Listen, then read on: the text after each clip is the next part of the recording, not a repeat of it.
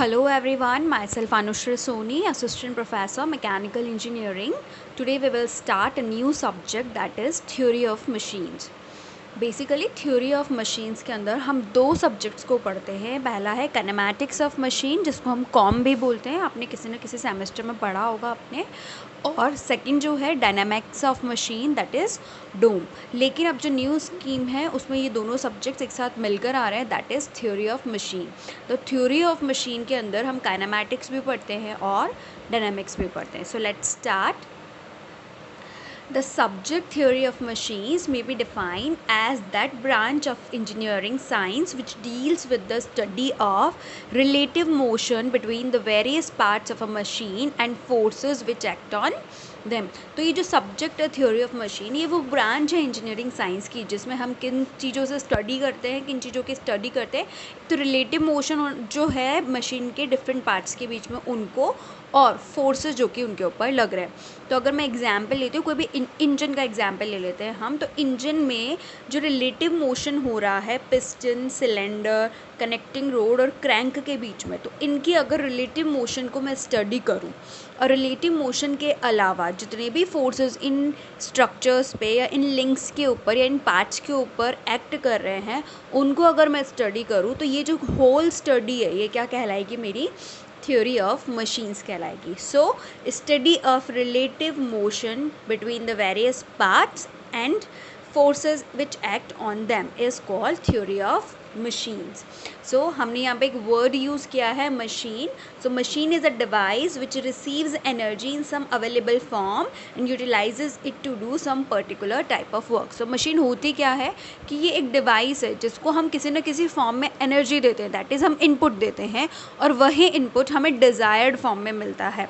मतलब अगर मैं किसी भी रेसिप्रोकेटिंग मोशन को, टू एंड फ्रो मोशन को सर्कुलर मोशन में कन्वर्ट करना चाहती हूँ, तो वो भी मैं क्या कर सकती हूँ, किसी न किसी मशीन से ही करूँगी।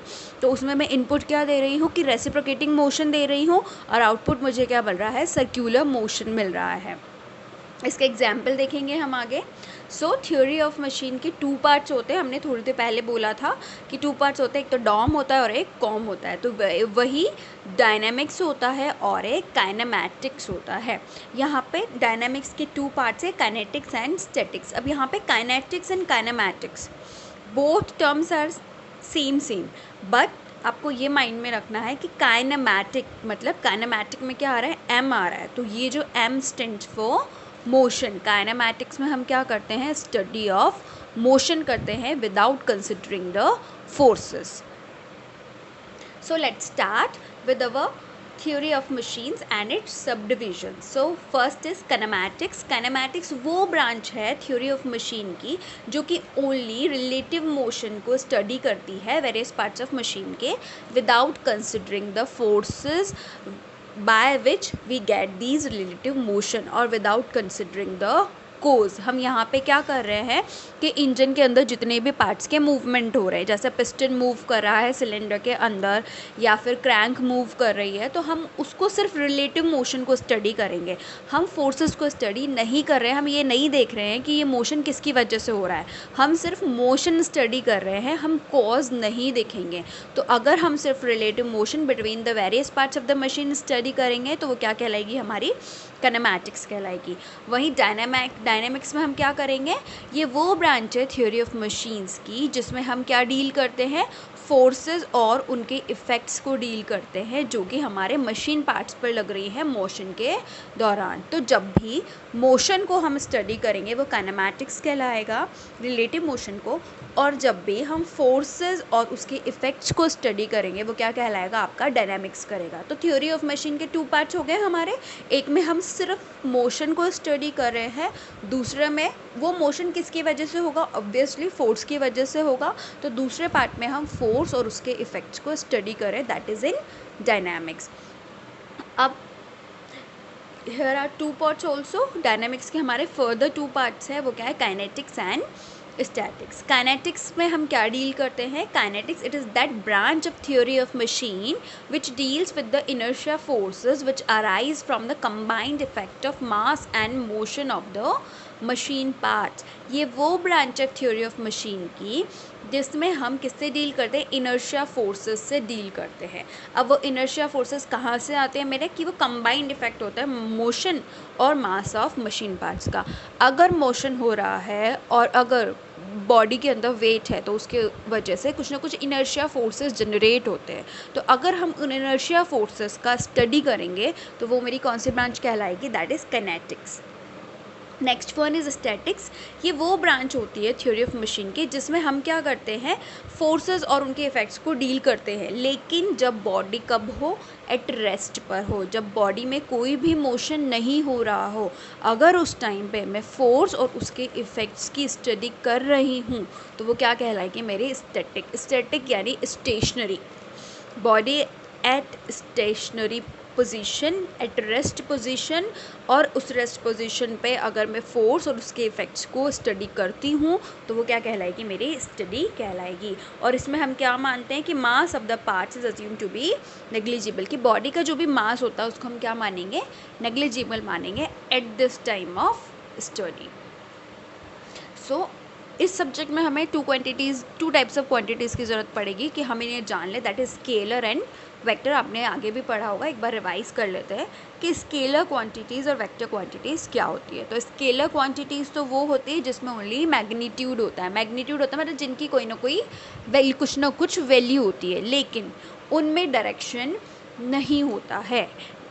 Those quantities which have magnitude only, जैसे कि मास जैसे मैं बोल सकती हूँ 100 kg, 200 kg, 500 kg, लेकिन क्या मैं बोल सकती हूँ कि इस डायरेक्शन में जा रहा है, नहीं। क्यों, क्योंकि ये क्या है, स्केलर क्वांटिटी है। टाइम, मैं टाइम बता सकती हूँ, उसकी वैल्यू बता सकती हूँ, लेकिन I can not define its direction.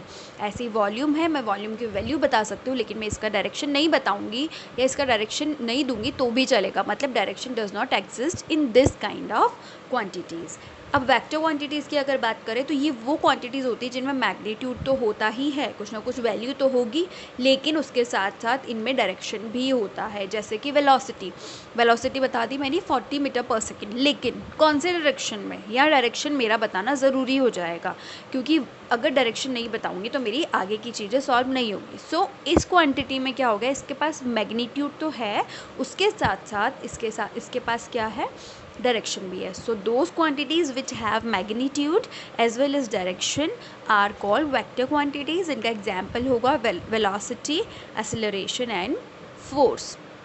Force balancing में डायरेक्शन बहुत ज़्यादा ज़रूरी होता है आपका, और फोर्स आपकी क्या है, वेक्टर क्वांटिटी है।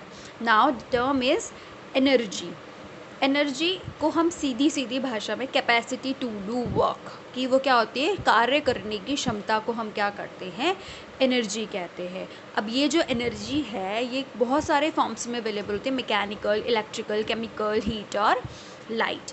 और अगर मैं मैकेनिकल एनर्जी की बात करूँ तो वो किसके इक्वल होती है, कि हमने किसी भी बॉडी पर वर्क किया है और मेरे वर्क करने से उस बॉडी की पोजीशन या फिर वेलोसिटी चेंज हुई है, तो कितनी पोजीशन और कितनी वेलोसिटी उसकी चेंज हुई है, वो क्या कहलाएगा, मैकेनिकल एनर्जी कहलाएगी, और मेरा मैकेनिकल वर्क कहलाएगा।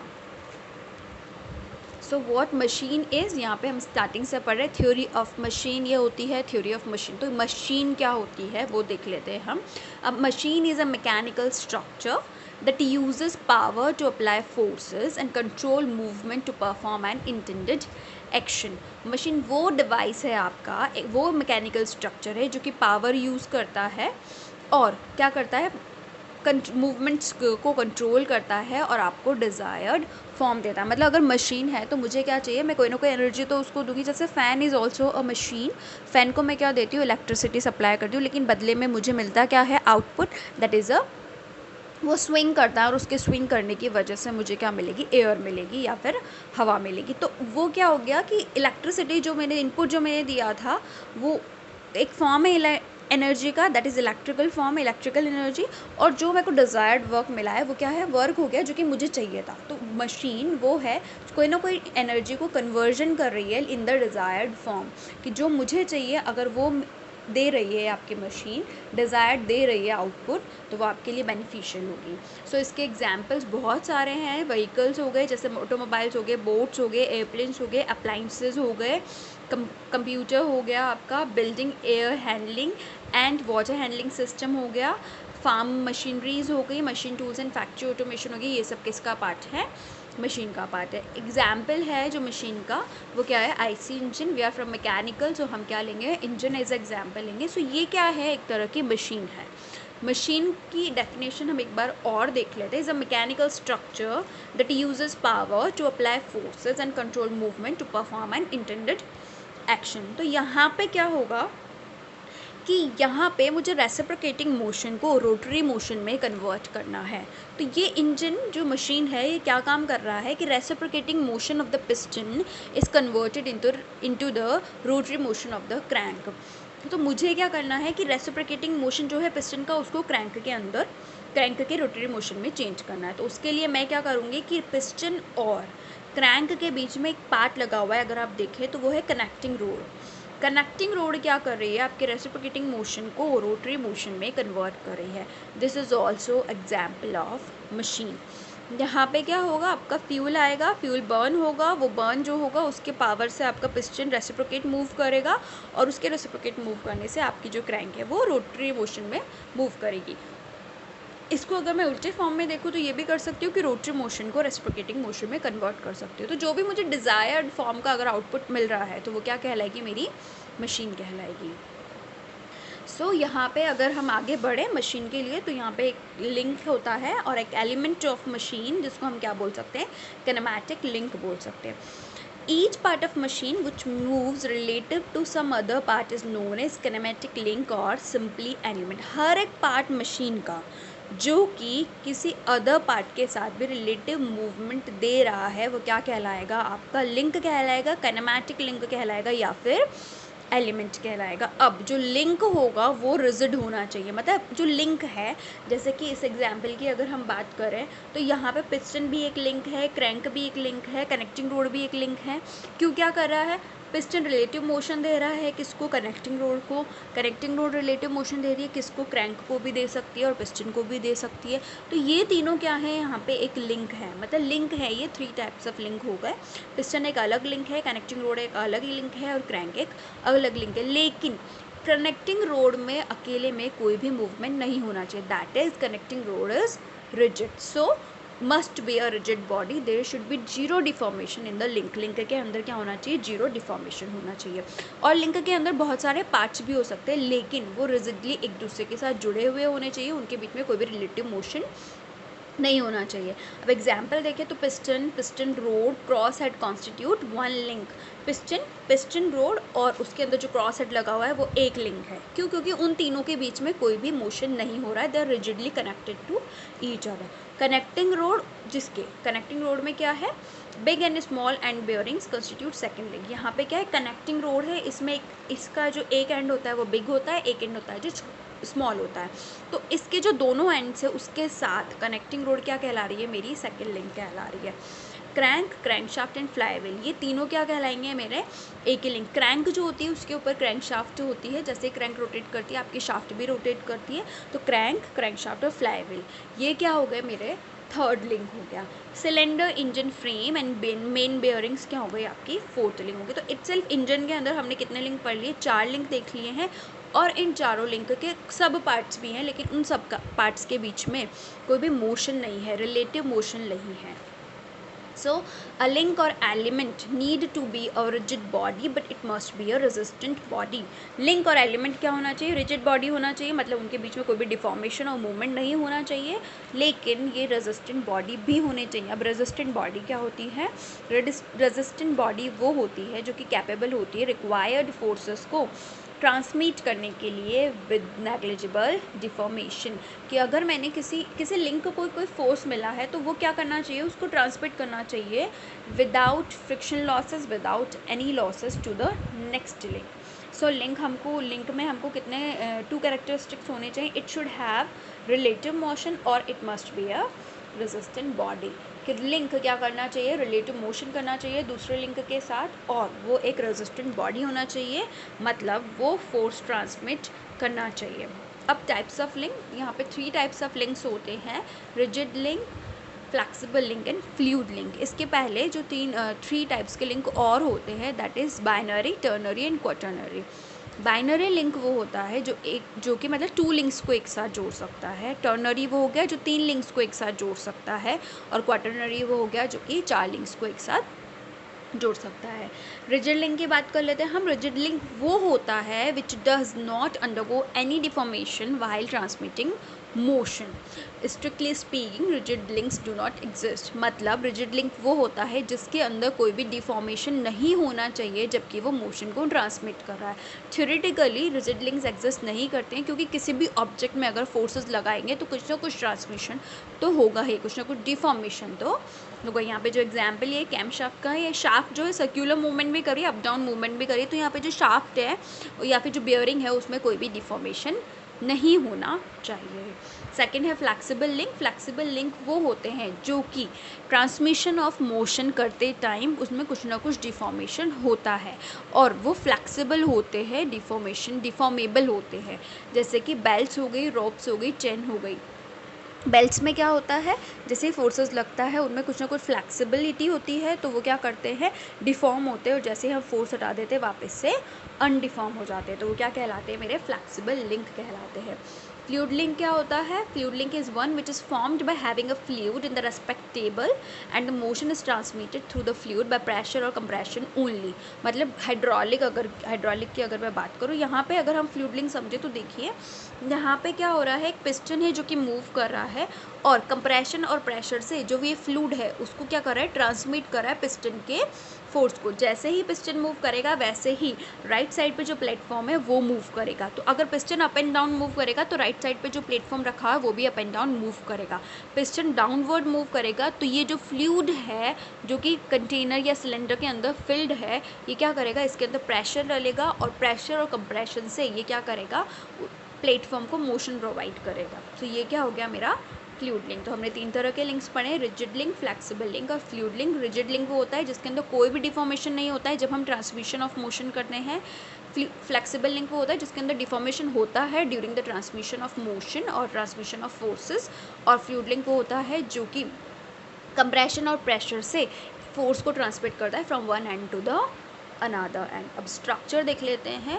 स्ट्रक्चर वो असेंबली होती है रेजिस्टेंट बॉडीज़ की, जिनको हम मेंबर्स भी बोल सकते हैं, जिनके बीच में कोई भी रिलेटिव मोशन नहीं होगा, और ये सिर्फ किसके लिए काम में आते हैं, फॉर कैरिंग लोड्स, जिनमें कि स्ट्रेनिंग एक्शन होगा।